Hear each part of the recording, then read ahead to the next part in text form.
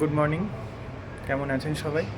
সিটিস্কেপ lifestyle diary থেকে আজকে আবার একটা নতুন ভ্লগ নিয়ে আপনাদের সাথে ফিরে এলাম। আজকের ভ্লগটা একটু অন্যরকম হতে চলেছে। কর্মসূত্রে আমি আর আমার ওয়াইফ ব্যাঙ্গালোরে থাকি, আর আজকে তো জামাই ষষ্ঠী, আপনারা সবাই জানেন। তো সেই কারণে আমরা আজকে একটা বাইরে লাঞ্চের প্ল্যান করেছি। এখনও ঠিক করিনি এক্স্যাক্টলি কোন রেস্টুরেন্টে যাব, তো চলুন বেরিয়ে দেখা যাক কোথায় খাওয়া যায়। তো আপনারা ব্লগটার সাথে থাকুন, সবটাই আপনাদের সাথে শেয়ার করছি। রেডি হয়ে গেছি, দেখা যাক রিমের হলো কি না। ও, রিমও রেডি হয়েই গেছে দেখছি। হ্যাঁ এই তো, চলো তুমি তো রেডি হয়েই গেছো। তো আমরা সবাই মোটামুটি রেডি, এবার বেরোনোর জন্য প্রস্তুত। আপনারা সাথে থাকুন, সবটাই আপনাদের সাথে শেয়ার করছি।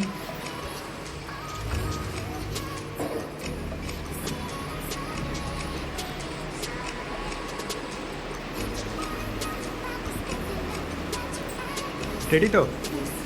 চলো তাহলে বেরিয়ে পড়া যাক এবার। জামাই ষষ্ঠীতে শ্বশুর বাড়ি গিয়ে শাশুড়ির হাতের করা রান্না খাওয়ার মধ্যে একটা আলাদা তৃপ্তি আছে, কিন্তু আমাদের মতো যারা প্রবাসে থাকে তাদের তো সবসময় সেই সুযোগ হয় না, চাইলেও সবসময় যাওয়া যায় না। কিন্তু আজকের দিনে বাঙালি খাবারটা কোনোভাবেই মিস করা যায় না। আজ বাইরে খুব সুন্দর মিষ্টি রোদ্দুর উঠেছে, গরমটাও আর এখন একদম নেই। এমনিও ব্যাঙ্গালোরে সারা বছরই খুব ভালো ওয়েদার থাকে, ঠিক বসন্তকালের মতো।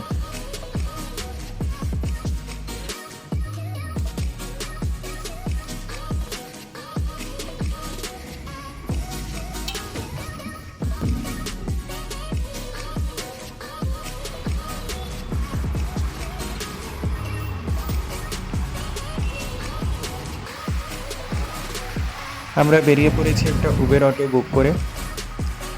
গুগল সার্চ করে দেখলাম যে কাছাকাছির মধ্যে ভজহরি মান্না একটা বেশ ভালো বাঙালি রেস্টুরেন্ট, তো কাছে বলে আমরা সেখানেই যাচ্ছি।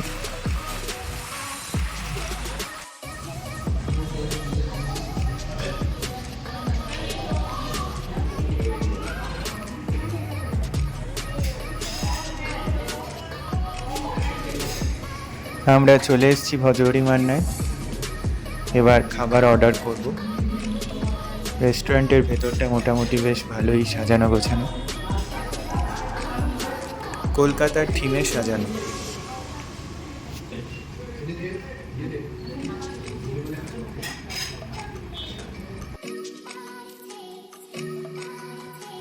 জামাই ষষ্ঠী মানেই খাওয়া দাওয়া, আর ভজহরি মান্না একটা খুবই পপুলার বাঙালি রেস্টুরেন্ট, তো তাই আমরা এখানেই চলে এলাম। প্রথমেই আমরা একটা ভেটকি কবিরাজি কাটলেট অর্ডার করে নিয়েছি।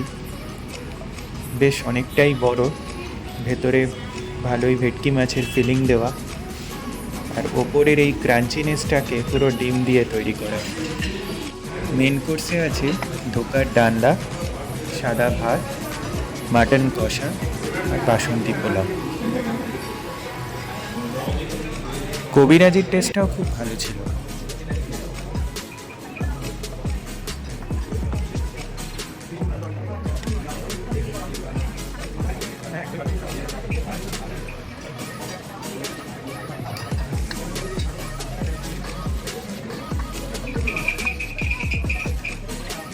আর আছে বোনলেস সর্ষে ভেটকি। সবসময় তো বাড়িতে তুমি আমায় সার্ভ করে দাও, চলো আমি একটু সার্ভ করে দিই তোমাকে। হ্যাঁ, তুমি সার্ভ করো, আজকে খাই তোমার হাতে। বাসন্তী পোলাওয়ের সাথে মাটন কষা, পুরো ব্যাপারটা একদম জমে যায়। আমার এটা খুবই ফেভারিট ডিশ। শেষে মিষ্টি দই। ভজহরি মান্নার রান্নাগুলো খুবই টেস্টি, খুবই ভালো।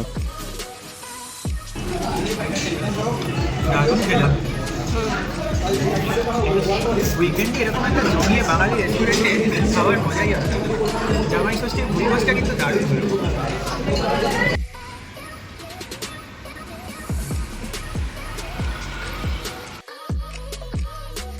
আইসক্রিমটা মিস করা যায় না, তাই আমরা এক জায়গা একটা আইসক্রিম পার্লার দেখে এখানে দাঁড়িয়ে গেলাম আইসক্রিম খেতে।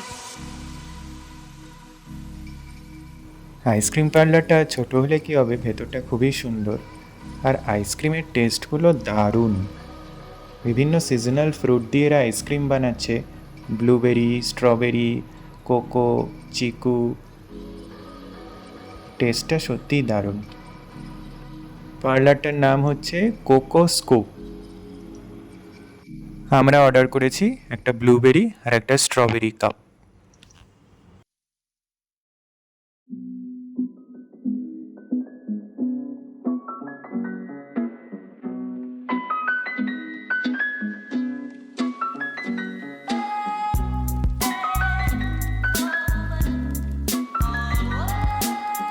আমি অনেক দিন পরে এত ভালো কোয়ালিটির আইসক্রিম খেয়েছি। সত্যি আইসক্রিমগুলো খুব ভালো ছিল, আমাদের দুজনেরই খুব ভালো লেগেছে। রিম তো দুখানা আইসক্রিম খেয়েছে। ব্লুবেরি অসাধারণ সত্যি। এদের এখানে মিল্ক প্রোডাক্টগুলোই খুব ভালো।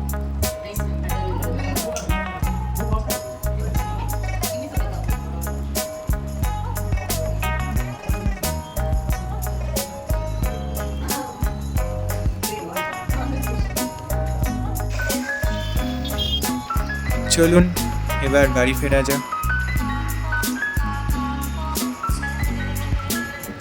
আমাদের কিছু জিনিস নেওয়ার আছে, তো বাড়ির সামনেই একটা গ্রসারি স্টোর থেকে সেগুলো নিয়ে বাড়ি ঢুকবো।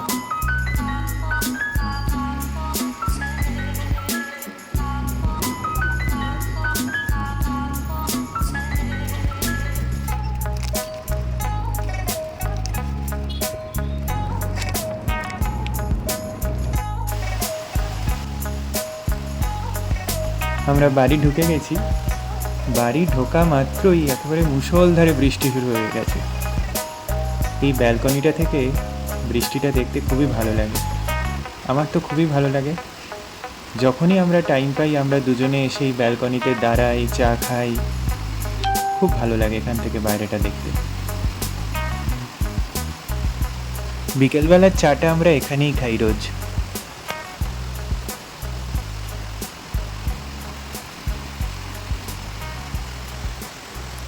বৃষ্টি কমে গেছে, কিন্তু আকাশ এখনো মেঘলা। এই বৃষ্টির দিনে এক কাপ কফি হলে সত্যিই জমে যায়। তাই এখন এই এক কাপ কফি নিয়ে বারান্দায় দাঁড়িয়ে আছি। বাইরে খুব সুন্দর ঠান্ডা হাওয়া দিচ্ছে, উপভোগ করছি। আজকের ব্লগটা এখানেই শেষ করছি। আবার দেখা হচ্ছে পরবর্তী ব্লগে। ভালো লাগলে ব্লগটা অবশ্যই লাইক, কমেন্ট আর শেয়ার করে দেবেন।